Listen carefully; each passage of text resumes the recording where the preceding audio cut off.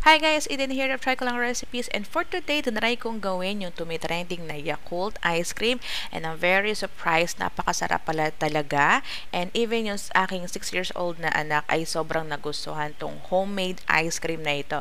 Now, we only need 2 main ingredients, and for the full ingredients and instructions of this recipe, you may also check the description below. And before we start making this dessert guys, as I always say, please subscribe to my channel, Try Ko Lang Recipes, for more dessert, and paklik na rin yung notification bell na yan para ma-notified ka kapag may bagong upload na video. And if you like this video, please give me a thumbs up and share this video as well to your friends and family. So without further ado, let's start making this dessert or ice cream.